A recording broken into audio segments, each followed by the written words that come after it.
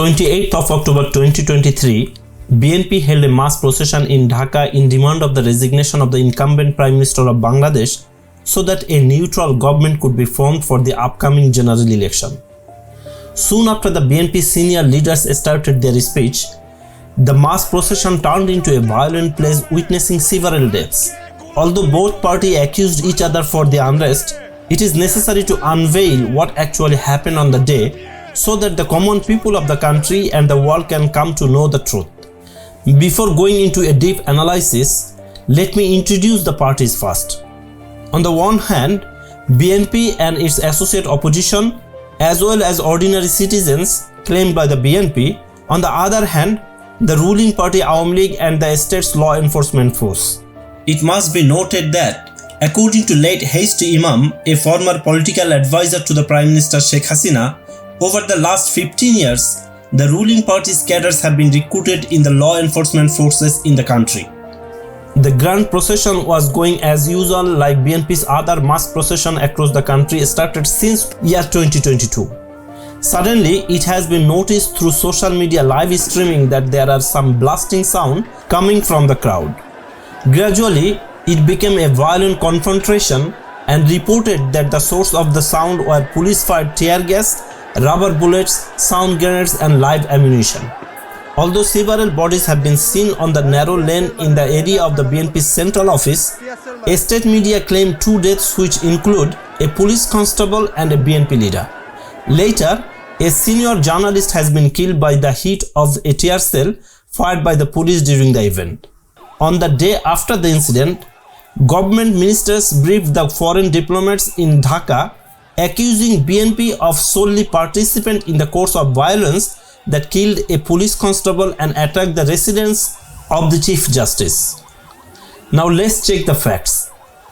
It is widely known by all national newspapers that the unrest started at the crossroad of Kakrail when Mr. Jahangir, an Awami leader, also an ex-mayor of Ghazipur Municipal, and his cadres in several vans tried to pass through the crowd of BNP procession. 2 parties were involved in the exchange of an unpleasant verbal vow. At that very moment, DMP Joint Commissioner Biplab Sarkar came to the scene from nowhere, and instead of approaching to calm and separate the parties, he fired sound grenades, tear cell and live ammunition at the BNP crowd. BNP's leaders and activists split and ran in different directions to save their lives. However, it cannot be denied that some of them stood against the aggression and tried to protest. Soon after the crackdown at the Kakrail crossroad, which is miles away from BNP's central office, police started firing on the crowd in front of the BNP central office and brutally tortured and arrested hundreds of BNP's leaders. The question is, instead of cooling the unrest at Kakrail, why did the police crack down on the crowd in front of their office where no unrest was identified at that moment? Or maybe the police did not actually use force and ammunition to dismantle the procession, but it was just an allegation from the opposition. Let's play a wireless communication record between the forces.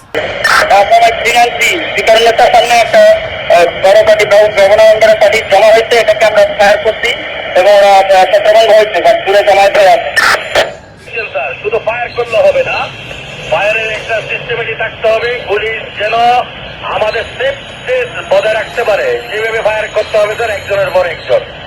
From the record, it is loud and clear that police officers are reporting to their bosses that they fired on the BNP's people to dismantle the gatherings.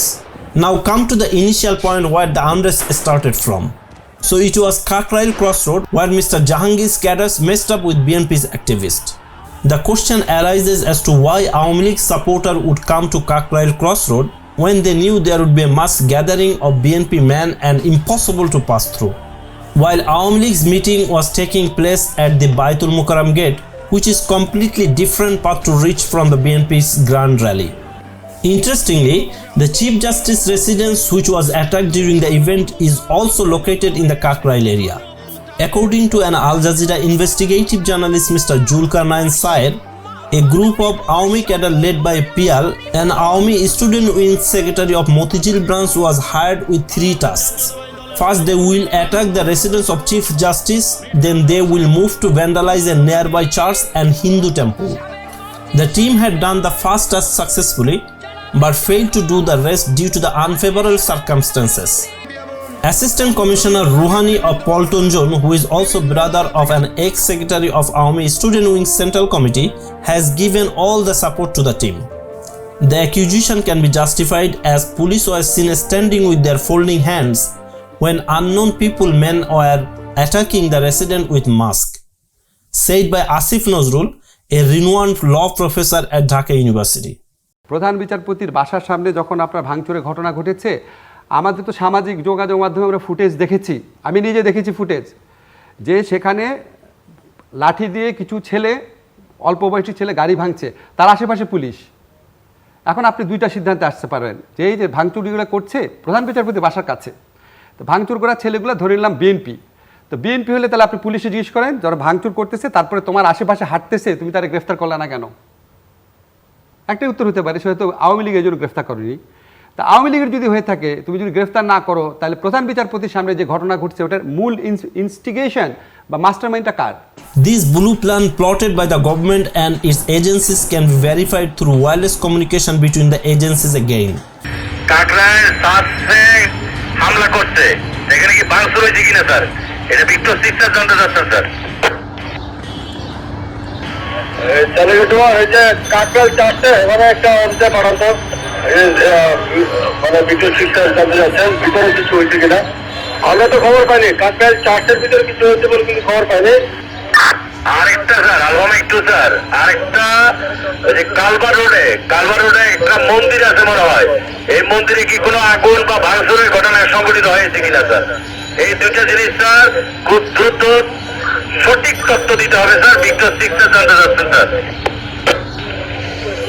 এই control ওখানে যে আলফাবাই two হয়তো তার কাছাকাছি আছে, আলফাবাই two হয়তো তুমি যদি শোনো যদি হয়তো ওখানে কি মন্দির আছে ওইটা আসলে ক্ষতিগ্রস্ত হয়েছে কিনা। আলফাবাই টু স্যার, আমি তো ওই যে বিজয়নগর পানি ট্যাঙ্কি এখানে তো মন্দির আছে কোথায়, কন্ট্রোল এদিকে নাকি কন্ট্রোল?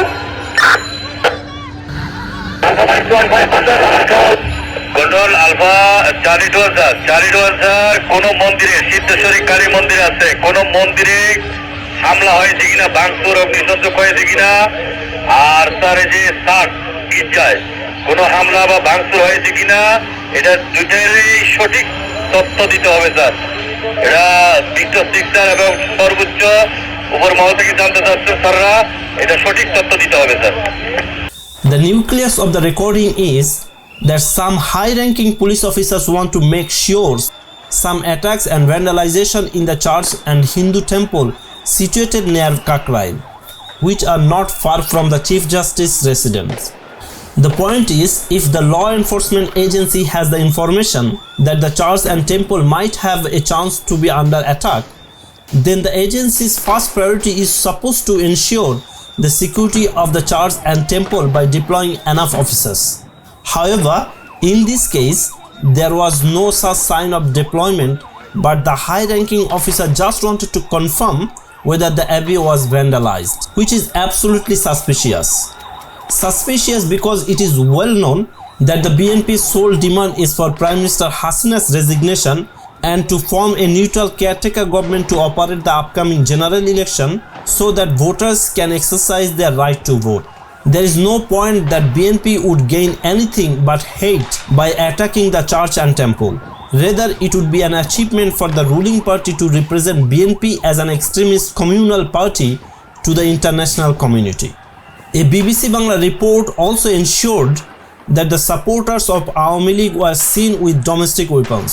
এই সমাবেশটিতে যোগ দেওয়ার জন্য আওয়ামী লীগের নেতাকর্মীরা ছোট ছোট মিছিল নিয়ে যেখানে যোগ দিচ্ছে, সেখানে আমরা দেখতে পেরেছি যে তাদের হাতে লাঠি, বাঁশ এবং রড নিয়ে তারা কিন্তু এই সমাবেশে যোগ দিচ্ছে। আমরা সারাদিন যত সবাই ওই যারা আছে ওদের মা ওঠাবো, সবাই আমরা মাঠের থেকে নামবো না। Whereas no such allegation was reported to the BNP supporters, which was also confirmed by Daily Prothom Alo, one of the top national newspapers in the country. The facts and evidence of the violent 28 October 2023 ran and controlled by the law enforcement forces under the blue plan of the ruling party do not end here. Human Rights Watch and the United Nations Human Rights Commissioner also ensured with their investigation that police used excessive force to dismantle BNP's peaceful procession where the ruling party's cadres attacked at Chief Justice's residence as well as on police by having masks on their faces. Another interesting event took place on the same day that also required to be unveiled to the national and international community. According to the media report, a man who claimed to be an advisor of the President of the United States visited the BNP central office to express his concern over the violation, later arrested for using pseudo-identification and propaganda, which surely undermined the BNP's political norm in civil society. However, the facts check revealed that the entire event was plotted by the State Detective Branch to undermine the image of BNP and its leader to the international community, especially the USA.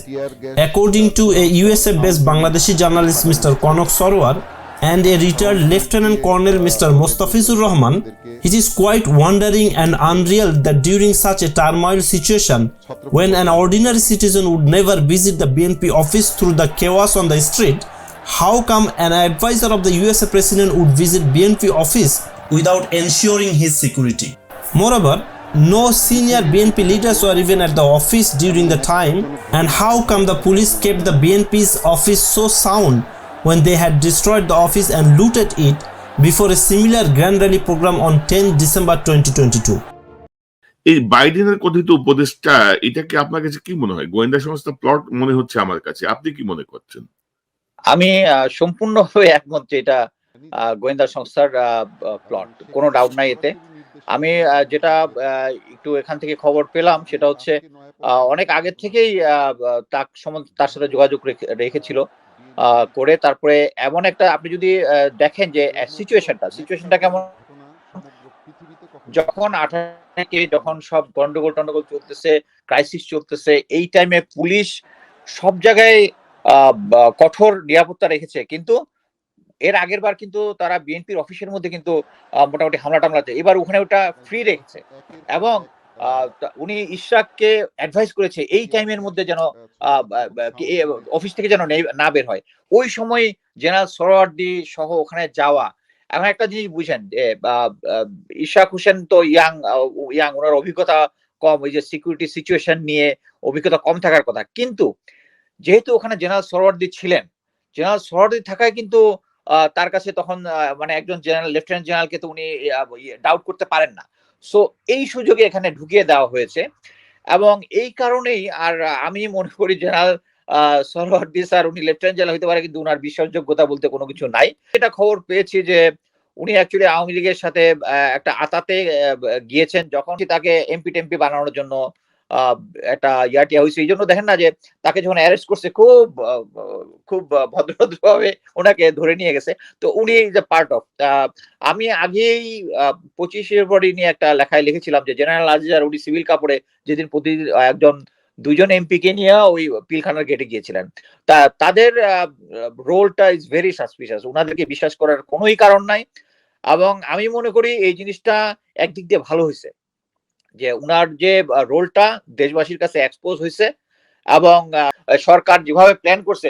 আর আমি গোয়েন্দা সংস্থায় চাকরি করেছি, যেহেতু আমি বিভিন্ন operation করেছি, আমি একটা গ্যারান্টি দিয়ে বলতে, তারা এটা গোয়েন্দা সংস্থা খুব প্ল্যান করে, না হলে এইভাবে এই হুড়েঝুড়ির ভিতরে ওই জায়গায় গিয়ে একদম সাথে সাথে সাংবাদিকরা সব রেডি, একদম রেডি, এটা হওয়ার কথা না। এটা সরকার প্ল্যান করেছে, এটা আমি নিশ্চিত, এটা আমাদের হওয়ার কোনো কিছু নাই।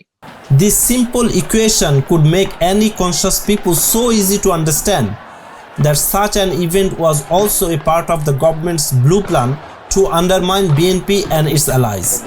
More importantly, we have seen BNP leaders including its Secretary General Mirza Fakhrul Islam Alamgir always rebound for a peaceful demonstration. In contrast, the Awami League Secretary General threatened that the BNP will face a consequence worse than Lily Yard, which is known as Shapla Chottor. BNP কে অবরোধ করা হবে, এখন পালাইয়া চুরি করে ঢুকছ, এরপরে পালাবার পথ পাবে না। শাপলা চত্বর থেকে কি হলো, শেষ সাথে পালাই গেল না।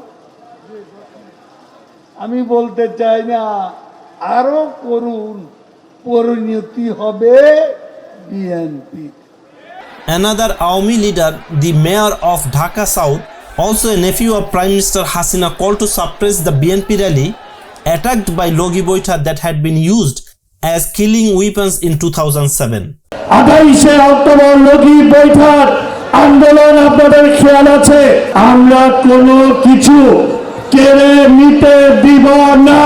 The people of the country believe that the whole event was pre-planned by the government so that they can put BNP leaders into the bar indiscriminately and control the upcoming election in their favor.